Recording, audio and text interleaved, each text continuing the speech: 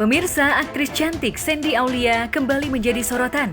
Kemarin istri dari David Herbowo itu menjalani pemeriksaan di Polda Metro Jaya. Sandy datang ke Polda dalam rangka diperiksa sebagai terlapor dugaan pencemaran nama baik. Saat pemeriksaan, Sandy pun didampingi oleh kuasa hukumnya Sandi Arifin. Oke, agendanya hari ini kami mendampingi klien kami, Mbak Sandy Aulia, untuk menjalani pemeriksaan di Subdit Cyber, dan tadi sudah dijalankan pemeriksaannya sebanyak 17 pertanyaan. Intinya klien kami selalu siap hadir bila mana mendapat panggilan, dan sebagai warga negara yang baik juga akan mengikuti proses hukum ini, yang mana panggilan ini kemungkinan ada panggilan lagi, kita juga akan hadir untuk berikutnya. Ya, dalam pemeriksaan tersebut, Sandy dicecar 17 pertanyaan oleh penyidik. Namun baik Sandy ataupun tim kuasa hukumnya masih enggan menjelaskan lebih lanjut terkait 17 pertanyaan yang dilayangkan penyidik. Tim kuasa hukum Sandy juga menegaskan kehadiran kliennya merupakan bentuk ketaatan hukum sebagai warga negara Indonesia. Ya, itu kan rahasia ya, karena itu kan berita acara pemeriksaan tidak boleh kita sampaikan di media. Intinya semuanya tadi bukti, capturean, dan juga beberapa rekaman tadi sudah disampaikan sama Mbak Sandy kepada pihak penyidik agar bisa segera dipelajari oleh pihak penyidik. Dalam kesempatan itu pula, Sandi Arifin juga menyebutkan kliennya melampirkan sejumlah barang bukti seperti rekaman suara hingga screenshot foto. Diketahui sebelumnya kasus ini berawal dari Sandy yang sempat geram pada salah satu haters bernama Laura Aprilia Bakara karena diduga telah menghina berat badan bayinya. Seiring berjalannya waktu, Laura pun meminta maaf pada Sandy hingga akhirnya Sandy tak jadi melaporkan perempuan tersebut ke pihak berwajib.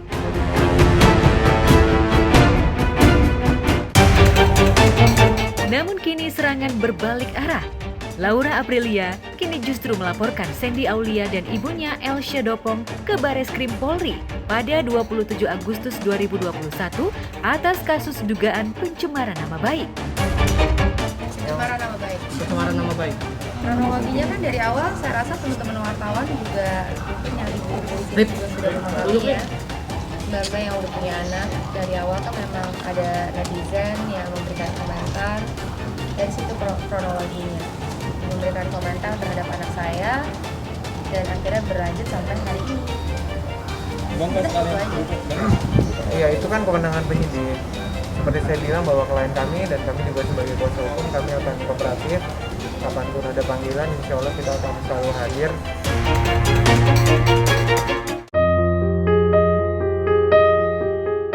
Di lain tempat, lama tak terdengar kabar, penyanyi Denada 2 bulan belakangan ini tengah berada di Indonesia. Diketahui Denada selama ini memang lebih sering tinggal di Singapura untuk mengurus sang putri Aisyah Aurum yang berjuang melawan kanker darah dan masih harus menjalani perawatan dokter. Berada di Indonesia, Denada pun menggeluti profesi baru yaitu sebagai instruktur Zumba. Ini pertama kalinya aku ngajar kelas Zumba secara langsung di Jakarta. Jadi seneng banget sih bisa dapat kesempatan ini, dan seperti teman-teman tahu aku udah dari tahun 2020 jadi Zumba instructor. Jadi ini pengalaman yang baru buat aku dan menyenangkan banget. Kalau aku dari 2020 ngajarnya virtual. Jadi baru sekarang bisa berkesempatan untuk ngajar secara langsung di Jakarta ya. Kemarin tuh aku udah sempet ngelaksanain yang namanya Zumba Tour itu ke beberapa daerah di Indonesia juga, tapi baru sekarang di Jakarta ini pertama kali ngajar secara langsung. Senang banget pas kesempatan pulang ke Indonesia, dapat kesempatan buat bisa ngajar langsung gitu.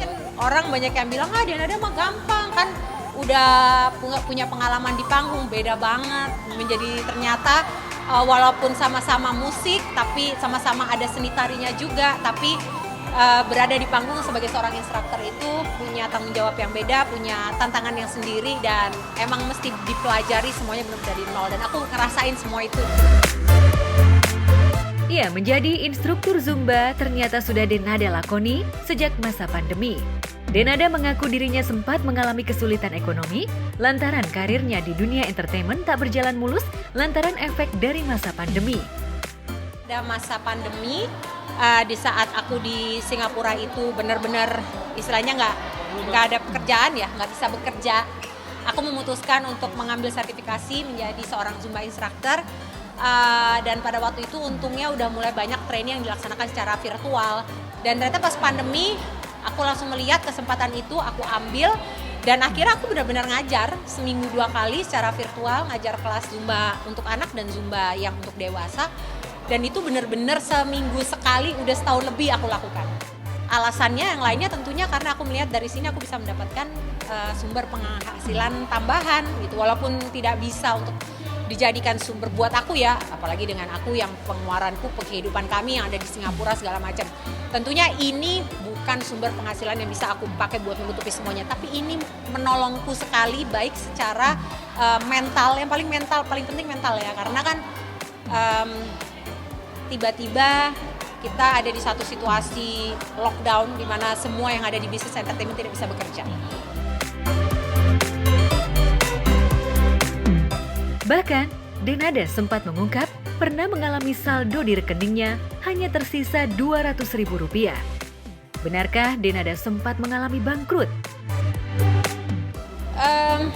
Kalau I wouldn't say bangkrut sih, karena maksudnya begini, kalau misalnya aku bilang 200, yang di Indonesia 200.000 di dalam ATM aku itu benar. Itu nggak cuma sekali kok, itu berkali-kali kejadian. Karena aku 2 tahun nggak kerja. Tapi kita berada di Singapura, yang kita tahu ya biaya hidupnya jauh di atasnya Indonesia sehari-harinya. Jadi ya memang kalau misalnya ditanyakan apakah ada concern, kekhawatiran, sampai kebingungan secara finansial ada.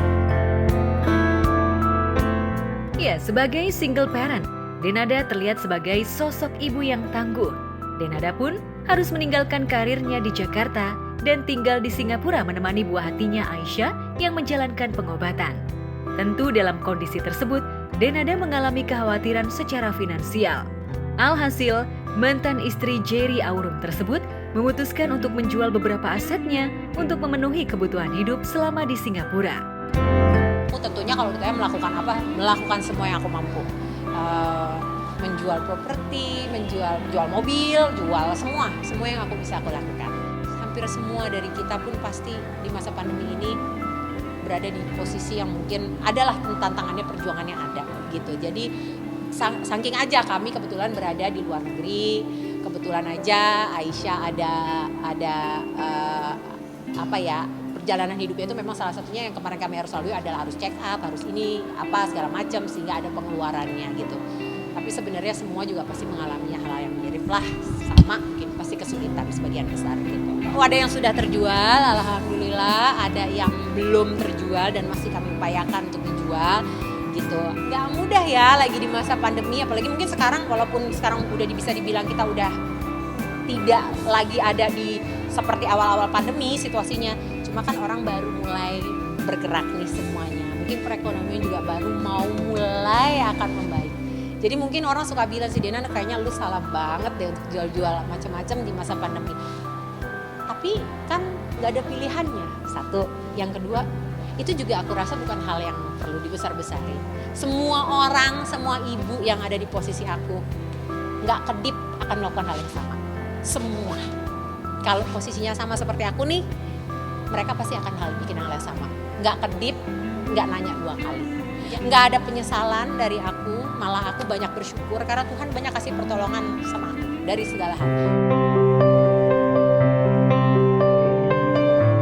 Putri Denada Aisyah saat ini masih berada di Singapura. Aisyah telah selesai menjalani kemoterapi dan keadaannya sudah lebih baik. Namun saat ini Aisyah masih dalam pengawasan dokter. Lantaran hal tersebut, otomatis Denada masih rutin bolak-balik ke Singapura. Dia saat ini masih dalam observasi dokter. Kalau untuk kemonya dia kan sudah tidak, jadi protokol kemoterapinya dia sudah selesai. Alhamdulillah, terima kasih buat semua yang sudah mendoakan. Dan sekarang ini dia itu berada di tahap observasi di dalam pengawasan dokter. Alhamdulillah baik, sudah mulai sekolah, sudah diizinkan sekolah bulan Agustus lalu, jadi dia lagi seneng-senengnya sekolah. Tapi ya begitu ya, akunya worry lah pasti, karena kan posisinya aku ada di sini, dia ada di sana, apalagi sekarang dengan adanya situasi pandemi yang terkini gitu, membuat aku jadi worry. Tapi aku terus-terusan kontak sama dia, terus-terusan untuk berusaha semaksimal mungkin untuk bisa komunikasi sesering mungkin sama dia di sela-sela kesibukan aku. Karena aku sekarang ini kan lagi tour, lagi Zumba tour. Kadang-kadang sulit sinyal apa segala macam gitu, kadang-kadang dia juga ngambek gitu, kenapa ibu? Tapi dia senang kadang-kadang kalau misalnya aku lagi di kelas Zumba, aku suka kirim foto-fotonya sehingga dia lihat gitu bahwa oh iya ini kegiatannya ibu lagi ngajar kelas Zumba gitu, dan dia selalu happy setiap kali dia tahu itu gitu, dan menginspirasi dia lagi. Nanti begitu ibu balik aku ada koreo Zumba yang baru ya, oke, aku bilang gitu. Beberapa minggu lagi sih, udah nggak lama lagi aku balik ke Singapura, jadi aku juga udah kangen banget sama dia, dan looking forward banget untuk ketemu dia setelah 2 bulan nggak ketemu dia. Lantas benarkah saat ini Denada mulai merasa lelah berjuang sendiri? Benarkah Denada sudah mulai membuka hati lagi dan berharap bisa mendapatkan pendamping hidup yang baik? Dulu waktu aku pertama kali pisah sama papanya Aisyah, dulu aku pernah bilang aku nggak mau lagi menikah, karena aku udah kayak, ya wajar ya, biasanya semua orang yang baru saja gagal dalam pernikahannya pasti akan merasakan hal yang mirip-mirip lah gitu. Mama sampai nangis tuh, wah jangan ngomong kayak gitu, dia bilang gitu. Tapi aku pada saat itu nggak mau. Sampai akhirnya aku merasakan hidup sendiri bener-bener di Singapura berdua sama Aisyah gitu. Dan ternyata memang betul hidup sendiri itu nggak gampang.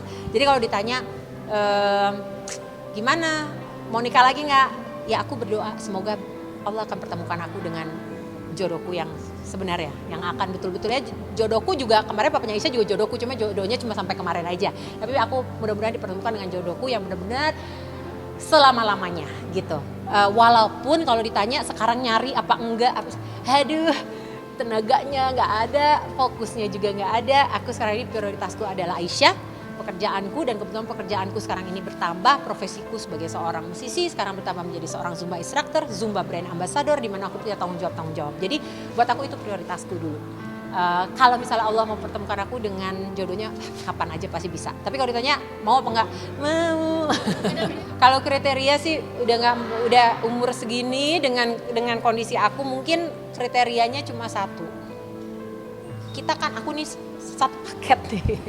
satu paket udah nggak ketengan nih. Ada paketnya. Kalau aku berarti ada Aisyah, dan kebetulan memang kita punya situasi seperti ini. Aku tahu itu bukan suatu hal yang mungkin ideal ya, yang mungkin orang lain cari dari calon di mana mereka ingin berumah tangga gitu. Tapi ya inilah gitu, dan buat aku ya tentunya seseorang yang bisa menerima kami dan dengan sepaket ini dan menerima keadaan kami seperti ini gitu.